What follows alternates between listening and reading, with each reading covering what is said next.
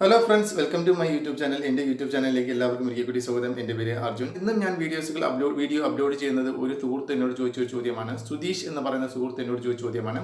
Mobile ഏതെങ്കിലും കാരണവശാൽ വെള്ളത്തിൽ വീഴുകയാണെങ്കിൽ അല്ലെങ്കിൽ വെള്ളം നനയുകയാണെങ്കിൽ മൊബൈൽ നമ്മുടെ അരി എടുത്തതിന് ശേഷം അതിൻ്റെ അകത്ത് വെച്ചുകൊണ്ട് ഉണക്കിയതിന് ശേഷം നമ്മൾ ഉപയോഗിക്കുകയാണെങ്കിൽ എന്തെങ്കിലും പ്രോബ്ലംസ് ഉണ്ടോ എന്നുള്ളതിനെക്കുറിച്ച് കൂടുതൽ മൊബൈൽ സംബന്ധമായ ടിപ്സുകളും ട്രിക്സുകളും നിങ്ങൾക്ക് ലഭ്യമാകുവാൻ ഈ വീഡിയോയുടെ താഴെ കാണുന്ന ചുവന്ന സബ്സ്ക്രൈബ് ബട്ടണിൽ ക്ലിക്ക് ചെയ്ത് ചാനൽ സബ്സ്ക്രൈബ് ചെയ്യുക. തുടർന്ന് വരുന്ന ബെൽ ചിഹ്നത്തിൽ ക്ലിക്ക് ചെയ്യുകയാണെങ്കിൽ ഞങ്ങളിടുന്ന വീഡിയോകൾ നിങ്ങൾക്ക് നോട്ടിഫിക്കേഷൻ ആയിട്ടും ലഭ്യമാകും.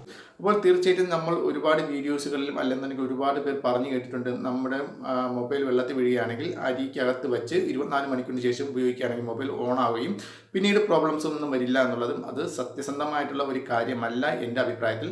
കാരണമെന്ന് പറയുന്ന അരി എന്ന് പറയുന്നത് വെള്ളം വലിച്ചെടുക്കാനുള്ള ശേഷിയുണ്ട്, ഹ്യൂമിഡിറ്റി കൂടുതലാണ്. അതുകൊണ്ട് തന്നെ മൊബൈലിൻ്റെ അകത്ത് എന്തെങ്കിലും വെള്ളം കയറിയിട്ടുണ്ടെങ്കിലും അതൊക്കെ വേപ്പറായിട്ട് പോകും എന്നുള്ളതെല്ലാം ശരി തന്നെയാണ്. എന്നിരുന്നാൽ പോലും നിങ്ങളുടെ മൊബൈൽ വെള്ളത്തിൽ വീഴുകയാണ് എങ്കിൽ തീർച്ചയായിട്ടും നിങ്ങളുടെ ഷോപ്പിൽ കൊടുത്ത് അതിൻ്റെ അകത്തുള്ള കമ്പോണന്റുകളെല്ലാം നിങ്ങൾ ക്ലീൻ ചെയ്യേണ്ടത് വളരെ അത്യാവശ്യമാണ് എന്നുള്ളതാണ്.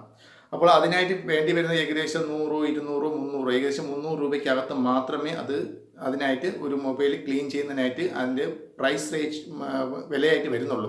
ക്ലീൻ ചെയ്യുന്നതിൻ്റെ വിലയായിട്ട് 300 രൂപ വരുന്നുള്ളൂ. എന്നാൽ നിങ്ങൾ ക്ലീൻ ചെയ്യാതിരിക്കുകയാണെങ്കിൽ നിങ്ങൾ അരിയിലൊക്കെ ഇട്ട് വെച്ചു, മൊബൈൽ ഓണാക്കാൻ 24 മണിക്കൂർ അരിക്കകത്ത് ഇട്ട് വെച്ചു, പിന്നീട് മൊബൈൽ ഓണാക്കിയപ്പോൾ മൊബൈൽ ഓണായി, വേറെ പ്രോബ്ലംസും ഇല്ല, എല്ലാ ഫംഗ്ഷനും വർക്ക് ചെയ്യുന്നതെന്ന് വിചാരിച്ച് നമ്മൾ അത് ഉപയോഗിച്ചുകൊണ്ടിരിക്കുകയാണെങ്കിൽ തീർച്ചയായും ഏകദേശം ഒരു 6 മാസവും 7 മാസവും നിങ്ങൾക്ക് ഉപയോഗിക്കാൻ സാധിക്കും. ഏകദേശം 90% മൊബൈലും 6 മാസം 7 മാസം ഉപയോഗിച്ചതിന് ശേഷം മൊബൈൽ എന്തെങ്കിലുമൊക്കെ കംപ്ലൈൻറ്റ് വരുവാനുള്ള ചാൻസ് വളരെ കൂടുതലാണെന്നല്ല, ചാൻസ് ഉണ്ട്. കാരണമെന്ന് പറയുന്നത് നമ്മുടെ മൊബൈലിൻ്റെ അകത്ത് വെള്ളം കയറിക്കഴിഞ്ഞാൽ അതിൻ്റെ അകത്തുള്ള കോമ്പൗണ്ടുകളെല്ലാം അല്ലെങ്കിൽ പാർട്സുകളെല്ലാം ഏകദേശം മെറ്റൽ പരമായിട്ടുള്ള പാർട്സുകളാണ്. അതുകൊണ്ട് തന്നെ വളരെ പെട്ടെന്ന് ഏകദേശം 10 മിനിറ്റോ 15 മിനിറ്റോ വെള്ളത്തിൻ്റെ ഈർപ്പം പോലും അതിൻ്റെ അകത്ത് നിന്ന് കഴിഞ്ഞാൽ പെട്ടെന്ന് തന്നെ പൂപ്പൽ വരും, ഫംഗസ് വരും. അങ്ങനെ കുറച്ചുകൂടെ കെമിക്കൽ റിയാക്ഷനുകൾ നമ്മുടെ മൊബൈലിനകത്ത് സംഭവിക്കാറുണ്ട്. നമ്മൾ എത്രത്തോളം നമ്മൾ അരിക്കകത്ത് വെക്കുകയോ അല്ലെങ്കിൽ എത്രത്തോളം നമ്മൾ ചൂടാക്കുകയോ ചെയ്ത് അടുപ്പിൻ്റെ മുകളിലേക്ക് വെച്ച് ചൂടാക്കിയെന്ന് പറഞ്ഞുകൊണ്ടൊന്നും അതിൻ്റെ ഈർപ്പം പോവുകയില്ല. ഒരു 10 മിനിറ്റ് കൊണ്ട് തന്നെ ഇത്തരം റിയാക്ഷനുകൾ, നമ്മുടെ കെമിക്കൽ റിയാക്ഷനുകൾ നമ്മുടെ മൊബൈലിനകത്ത് സംഭവിക്കും. അതിനുശേഷം നമ്മൾ മൊബൈൽ ഓണാക്കുമ്പോഴത്തേക്കും നമ്മൾ മൊബൈൽ ഓണാകും. അതായത് ചൂടാക്കിയതിന് ശേഷം നമ്മുടെ മൊബൈൽ ഓണാക്കും. കാരണം എന്ന് പറയുന്നത് ആ കമ്പൗണ്ടിൻ്റെ അല്ലെങ്കിൽ ആ പാർട്സിന്, മൊബൈലിനകത്തുള്ള ആ പാർട്സിന് പുറമെ മാത്രമേ ഈ ഇത്തരം തുരുമെങ്കിൽ ഈ ഒരു ഫംഗസോ പൂപ്പലോ ഇത്ര കെമിക്കൽ റിയാക്ഷൻ സംഭവിച്ചിട്ടുണ്ടാവുകയായിരിക്കുള്ളൂ. അതുകൊണ്ട് തന്നെ മൊബൈൽ ഓണാകും.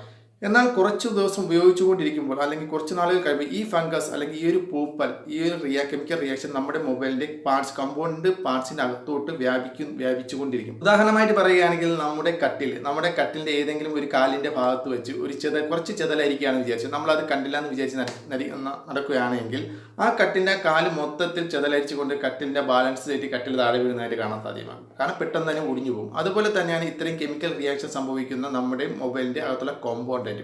അപ്പോൾ ഏതൊരു പാർട്സിലാണ് ഇത്ര മെറ്റൽ റിയാക്ഷൻ സംഭവിക്കുന്നത്, അതായത് പൂപ്പലിൻ്റെ മറ്റുമൊക്കെ പ്രോബ്ലംസുകൾ സംഭവിക്കുന്നത്, അത് നമ്മുടെ ആ ഒരു ഉദാഹരണം IC ആണെങ്കിൽ ICക്ക് അകത്തേക്ക് കയറി IC ഡാമേജ് ആവും. അതുപോലെ തന്നെ നമ്മുടെ മൊബൈൽ ഷോർട്ടേജ് ആവും. അതുപോലെ തന്നെ പല പ്രോബ്ലംസുകൾ, ചാർജിങ് പരമായിട്ടുള്ള പ്രോബ്ലംസുകൾ, ഫോണിൻ്റെ ഹീറ്റിംഗ് സംബന്ധമായിട്ട് പ്രോബ്ലംസുകളും, മൊബൈൽ ചാർജ് കയറാതെ വരിക, ചാർജ് പെട്ടെന്ന് ഇറങ്ങുക, ഏത് കംപ്ലൈൻറ്റ് വേണമെന്നുണ്ടെങ്കിലും ഇത്തരം പ്രോബ്ലംസുകൾ കൊണ്ട് വെള്ളമായിട്ടുണ്ടാകുന്ന കെമിക്കൽ റിയാക്ഷൻ കൊണ്ട് സംഭവിക്കാം. മൊബൈലിനകത്തുള്ള പല പാർട്സുകളും നമുക്ക് റീപ്ലേസ്മെൻറ്റ് ചെയ്യാൻ സാധിക്കുകയില്ല. കാരണം എന്ന് പറയുന്നത് ഇതിൻ്റെ IC എന്നൊക്കെ പറയുന്നത് നമുക്ക് ചിലപ്പോൾ വെളിയിൽ വാങ്ങാൻ കിട്ടാത്ത ഒരു അവസ്ഥയൊക്കെ ഉണ്ടാകാറുണ്ട്. അത്തരം സന്ദർഭങ്ങൾ ഉണ്ടാവുകയാണെങ്കിൽ നമുക്ക് അതിൻ്റെ ബോർഡ് തന്നെ നമുക്ക് മാറ്റേണ്ടതായിട്ട് വരും. ബോർഡിൻ്റെ വില എന്ന് പറയുന്നത് നമുക്കൊരു മൊബൈലിൻ്റെ ഫുൾ വിലയുടെ ഏകദേശം 3/4% പൈസ കൊടുക്കേണ്ടതായിട്ട് വരും. അതായത് ഒരു 10,000 രൂപയുടെ മൊബൈലിൻ്റെ ബോർഡ് മാറ്റണമെന്നുണ്ടെങ്കിൽ, ഒരു മദർ ബോർഡ് മാറ്റണമെന്നുണ്ടെങ്കിൽ ചിലപ്പോൾ 7,500 രൂപയിൽ കൂടുതൽ വില നമ്മൾ കൊടുക്കേണ്ടതായിട്ട് വരും. അതിന് വളരെ കഷ്ടപ്പെട്ട ഒരു കാര്യമാണ്. കാരണം എന്ന് പറയുന്നത് ഇത്രയും വില കൊടുത്ത ആരും ബോർഡുകൾ മറ്റുമൊന്നും മാറാൻ നിൽക്കുകയില്ല, മൊബൈൽ വേണ്ടെന്ന് വയ്ക്കുകയുള്ളൂ. അപ്പോൾ അത് ഒഴിവാക്കുന്നതിനായിട്ട് നിങ്ങൾ ചെയ്യേണ്ടത് 200, 300 രൂപ കൊടുത്തു കഴിഞ്ഞാൽ നിങ്ങൾക്ക് ഷോപ്പിൽ കൊടുത്ത് ഇത്തരം പ്രോബ്ലംസ് ഉണ്ടെങ്കിൽ നിങ്ങൾക്ക് ക്ലീൻ ചെയ്യാവുന്നതാണ്. അതുകൊണ്ട് തന്നെ എൻ്റെ അഭിപ്രായത്തിൽ തീർച്ചയായിട്ടും നിങ്ങളുടെ മൊബൈലിനകത്ത് വെള്ളം കയറിയിട്ടുണ്ട് എങ്കിൽ എത്രയും പെട്ടെന്ന് നിങ്ങൾ കടയിൽ ഏതെങ്കിലും ഒരു മൊബൈൽ ഷോപ്പിൽ കൊണ്ടുപോയി ഇലക്ട്രിക്കൽ എക്യുപ്മെൻറ്റ്സ് ക്ലീനിങ് പോലുള്ള ചില ലിക്വിഡുകളുണ്ട്, അത്തരം ലിക്വിഡുകൾ ഉപയോഗിച്ച് ക്ലീൻ ചെയ്ത് നിങ്ങളുടെ മൊബൈൽ വളരെ ഏറെക്കാലം ഉപയോഗിക്കത്തക്ക രീതിയിൽ നിങ്ങൾക്ക് യൂസ് ചെയ്യാൻ സാധ്യമാകും. തീർച്ചയായിട്ടും നിങ്ങൾ ചെയ്യുക. അല്ലാതെ അരിക്കകത്ത് വെച്ചോ അല്ലെന്നുണ്ടെങ്കിൽ വേറെ ഏതെങ്കിലും അടുപ്പിന് മുകളിൽ വെച്ച് ഉണക്കിയോ ഒന്നും നിങ്ങൾ ഉപയോഗിക്കരുത്. അങ്ങനെ ചെയ്യുന്നതുകൊണ്ട് കുഴപ്പമില്ല, പക്ഷേ നിങ്ങൾ ക്ലീൻ ചെയ്തതിന് ശേഷം മാത്രമേ നിങ്ങളുടെ മൊബൈൽ ഓൺ ആക്കാവൂ എന്നുള്ളതാണ്. തീർച്ചയായിട്ടും ഈ ഒരു കാര്യങ്ങൾ ഈ പറഞ്ഞ സുധീഷിന് മനസ്സിലായി കാണുമെന്ന് വിചാരിക്കുന്നു. നിങ്ങൾക്കും മനസ്സിലായി കാണുമെന്ന് വിചാരിക്കുന്നു. മനസ്സിലായിട്ടുണ്ട് എങ്കിൽ ഞങ്ങളുടെ ഈ വീഡിയോയ്ക്ക് ഒരു ലൈക്ക്, അതുപോലെ തന്നെ താഴെ എന്തെങ്കിലും ഒരു കമൻറ്റ്, ഞങ്ങളുടെ ചാനൽ സബ്സ്ക്രൈബ്. അപ്പോൾ അടുത്തൊരു വീഡിയോ വീണ്ടും കാണാം.